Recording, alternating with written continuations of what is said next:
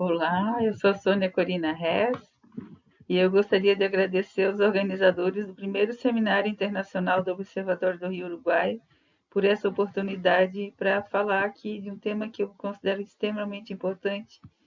Vou falar dos cenários da bacia do Rio Uruguai no Brasil, abordando os esgotos domésticos, dejetos animais e agrotóxicos. Tem vários estudos na literatura descrevendo problemas na bacia do Rio Uruguai. E eu tive o prazer de conhecer o Rio Uruguai em 2018, num lugar turístico, mas fiquei bem chateada quando eu vi a situação das matas ciliares, né? Tanto do lado de Santa Catarina quanto do lado do Rio Grande do Sul, né? O rio faz a fronteira dos dois estados. É possível perceber a ausência ou a grande degradação das matas ciliares nas margens do rio. Isso já é um fator de degradação ambiental desse recurso tão importante, né? E é descrito na literatura. A literatura também descreve problemas relacionados aos dejetos animais, aos esgotos e mineração, e eu então resolvi trazer os números atualizados, né? Os valores que eu vou apresentar são referentes ao ano de 2021. Então, aqui a gente tem um mapa da área de abrangência da bacia do Rio Uruguai. O Rio Uruguai nasce a partir da confluência, né, dos rios Pelotas e Canoas, lá no interior de Santa Catarina, entre os municípios de Campos Novos e Celso Ramos. Ele tem 2.200 quilômetros de extensão e percorre grande parte, então, dos estados de Santa Catarina e Rio Grande do Sul. A bacia como um todo tem 384 mil quilômetros quadrados e em torno de 174 mil quilômetros quadrados ficam no Brasil, sendo que em Santa Catarina 27% e abrangendo 148 municípios, e no Rio Grande do Sul 73%, abrangendo 223 municípios. Ela vai depois também, o Rio Uruguai também vai passar pela Argentina, a fronteira do Brasil com a Argentina, e com o Uruguai. Aqui eu organizei por microrregiões, abrangendo os municípios que fazem parte da bacia do Rio Uruguai.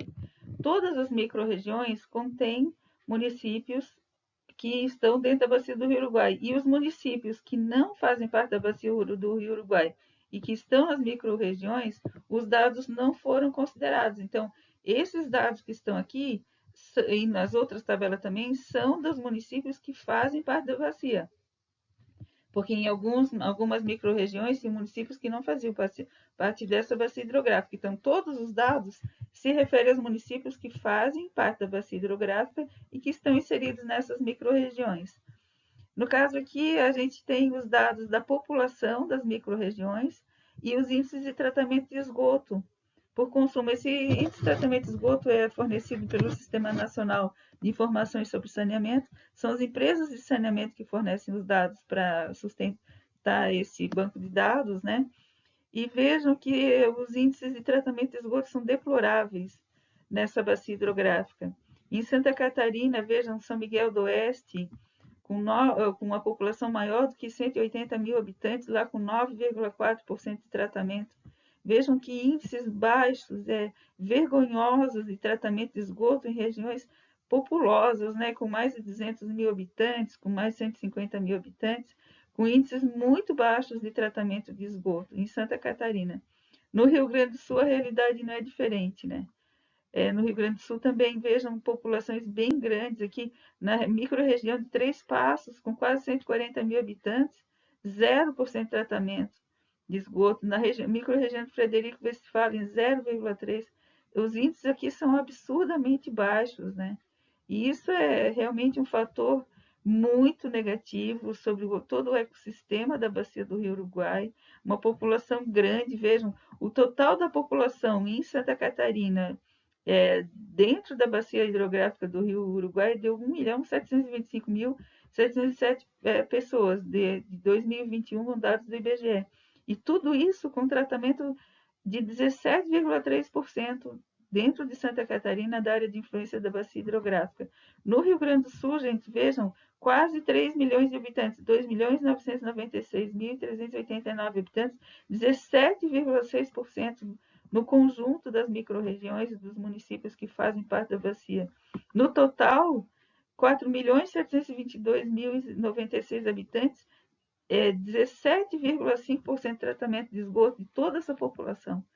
E essa população dos municípios que estão inseridos na bacia do Rio Uruguai.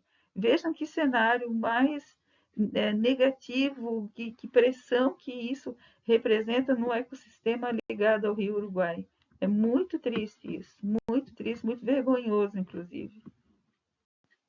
Um outro fator importante para considerar-se os impactos sobre a qualidade ambiental na bacia do Rio Uruguai é a pecuária.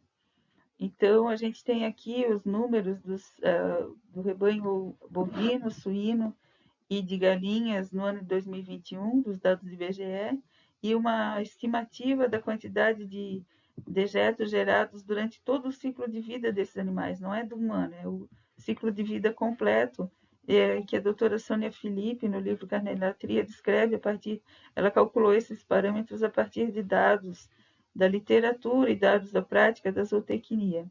Então, em Santa Catarina, em 2021, na bacia do Rio Uruguai, nos municípios, nas microrregiões, havia uma população de 2.919.411 bovinos, que no seu ciclo de vida estima-se ter gerado 142.615 toneladas de dejetos.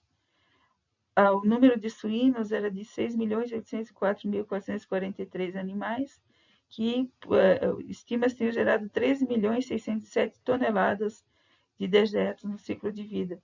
E as galinhas, 9.220.882 animais, que devem ter gerado 361.993,6 toneladas de dejetos. No Rio Grande do Sul, o rebanho é maior, né? O rebanho bovino em 2021 totalizava 6.688.000 animais, que no seu ciclo de vida de bovinos, né, geraram 326.716 toneladas de dejetos. O rebanho de suínos era de 3.559.942 animais, que geraram 7.154.000 toneladas de dejetos. E as galinhas, 5.010.000 animais no Rio Grande do Sul, que geraram 201.715 toneladas de dejetos. Vejam que números grandiosos, né? Então, no total da área de abrangência da bacia do Rio Uruguai, em 2021 havia 9.607.483 animais, e esses bovinos, no seu ciclo de vida, devem ter gerado 409.331.000 toneladas de dejetos. Para os suínos, o número era de 10.364.000 animais. No ciclo de vida, geraram 20.761.000 toneladas de dejetos. E o total de galinhas, 14.231 animais, gerando os 563.708 toneladas de dejetos. E a pergunta que se faz, e o tratamento desses dejetos, né? Então, vocês imaginem, se para o tratamento, os números que a gente viu para o tratamento de dejetos humanos já é muito irrisório, imagina o tratamento para essa quantidade de dejetos dos animais. Existem dados da literatura que demonstram que grande parte da água subterrânea, inclusive, dessas regiões está comprometida exatamente pela contaminação pelos dejetos da pecuária. São números muito grandes, os rebanhos são muito grandes e a quantidade de dejetos gerados também. Uma outra atividade econômica importante nessa área de abrangência do Rio Uruguai, da bacia do Rio Uruguai no Brasil, é a agricultura, até para atender a demanda da pecuária, né? Então, a gente tem aqui nessa tabela os dados por microrregião da área cultivada com milho, a área cultivada com soja e uma estimativa do uso de agrotóxicos nesses dois cultivos. Essa estimativa é baseada nos parâmetros descritos por Pignatti e colaboradores, que usaram a prática do campo lá, fizeram a pesquisa de campo para fazer uma estimativa da quantidade de agrotóxicos utilizados por hectare. E aí, então, no total aqui da bacia, do total de Rio Grande do Sul e Santa Catarina, em 2021, então, tinham 716.000 186 hectares cultivados com milho, e estima-se que isso tenha demandado 5.299, quase 5.300 toneladas de agrotóxicos. A área cultivada com soja de 4.730.000 hectares deve ter demandado a aplicação de em torno de 83.723 toneladas de agrotóxicos. Eu não posso deixar de ressaltar um dado que eu considero muito relevante. No Brasil, 79% dos agrotóxicos são aplicados em 4 culturas apenas. 52% nas plantações de soja, 10% em plantações de milho, 10% em plantação de cana e 7% em plantações de algodão. Isso foi revelado lá no livro, no Atlas da doutora Larissa Bombardi, publicado em 2017. E um outro dado importantíssimo que a doutora Sônia Felipe revelou no livro Carnelatria é que 93% da soja e 80% do milho são direcionados para a alimentação de animais, não é para alimentação de pessoas. Então, a gente tem aí quase 80% dos agrotóxicos usados no Brasil não são usados em plantações direcionadas para alimentação de humanos. São commodities agrícolas e são alimentação para animais no país ou no exterior. Entre 2018 e 2019, o Ministério Público de Santa Catarina conseguiu recursos e então contratou uma empresa, um laboratório especializado para realizar análise de águas de abastecimento contra a presença de agrotóxicos. E em 60 dos municípios avaliados foram encontrados, então, resíduos de agrotóxicos, E dentro da bacia do Rio Uruguai, eu trouxe aqui os dados para os municípios dentro da bacia do Rio Uruguai em que foi aferida a presença de agrotóxicos nessa campanha de análise de 2018 e 2019. Então, aqui estão os dados para Formosa do Sul, Jardinópolis, Irati, Quilombo e União do Oeste na microrregião de Chapecó, Água Doce, Catanduvas, 13 Trilhas e Vargem Bonita na microrregião de Jaçaba, Arvoredo de Lindóia do Sul, na microrregião de Concórdia, Curitibanos, na microrregião de Santa Cecília, e Campos de Lages, com Bom Jardim da Serra e Urupema.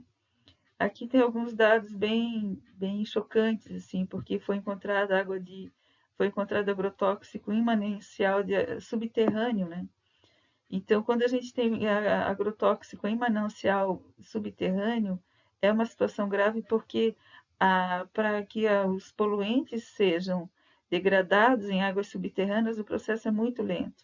Então, essa poluição ela vai durar bastante tempo ainda.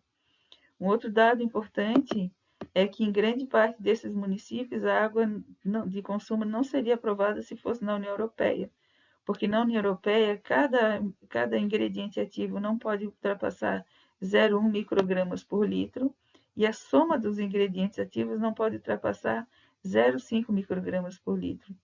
Então vejam que na maioria desses municípios a água de abastecimento não seria aprovada se estivesse na União Europeia, mas no Brasil nenhuma dessas águas ultrapassou o limite permitido na portaria 888 de 2021. Porque a legislação brasileira é mais permissiva que a legislação da União Europeia. Os limites são muito mais generosos, Por exemplo, ali em Santa Cecília, a presença na microrregião de Curitibanos teve 20,86 microgramas por litro de glifosato na água de abastecimento. No Brasil, esse limite é de 500 microgramas e na União Europeia é de 0,1. Então, aqui no Brasil é 5.000 vezes maior o limite permitido.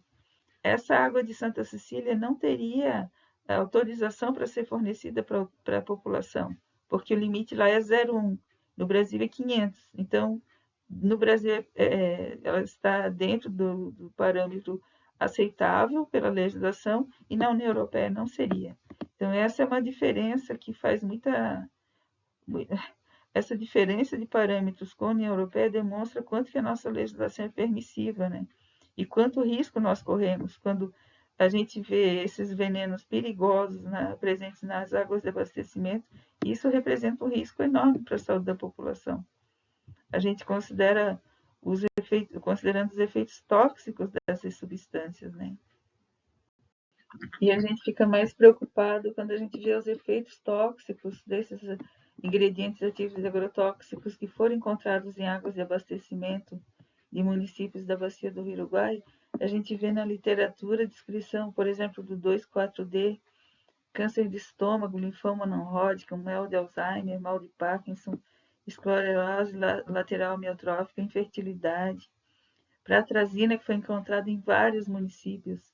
Ela é um potente desregulador endócrino, ela causa muitos problemas de saúde, inclusive em crianças, né?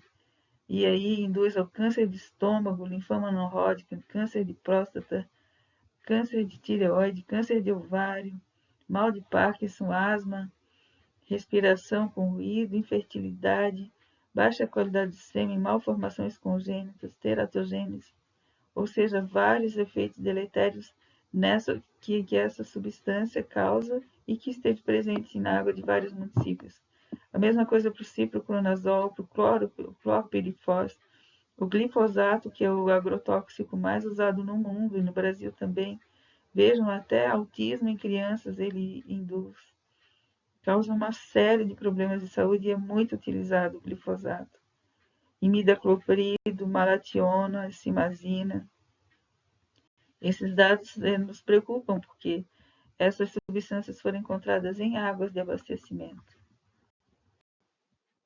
Esse mapa ele foi publicado em um capítulo de livro, agora em 2023. É um livro que foi organizado por uma equipe do Núcleo de Estudos de Ambiente e Saúde do Trabalhador, lá de Mato Grosso. E a gente estudou cada microrregião do Brasil, comparando as taxas de mortalidade por câncer, por suicídio, sexo masculino e feminino, e a incidência de anomalias congênitas. Nessas microrregiões em destaque no mapa, as taxas de mortalidade por câncer e suicídio para os dois sexos e a de anomalias congênitas ultrapassaram as taxas do Brasil entre 2010 e 2020. Então, nesse período, essas microrregiões tiveram taxas acima da taxa nacional.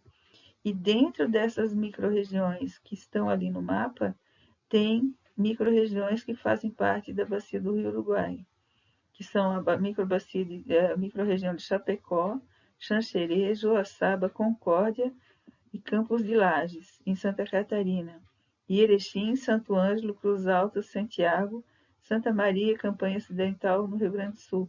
Ou seja, essas microrregiões, entre 2010 e 2020, tiveram taxas de mortalidade por câncer e suicídio para ambos os sexos e anomalias congênitas acima das taxas registradas no Brasil. Isso é muito preocupante. Observem que existem contínuos geográficos nesse mapa. Isso é um indicativo da possibilidade de haver contaminação ambiental que está resultando desses efeitos na população, porque onde tem água poluída, onde tem ambiente poluído, é esperado até o desencadeamento de doenças na população. Essas regiões merecem estudo, inclusive essas que estão dentro da área de abrangência da bacia do Rio Uruguai. Então, muito obrigada pela atenção.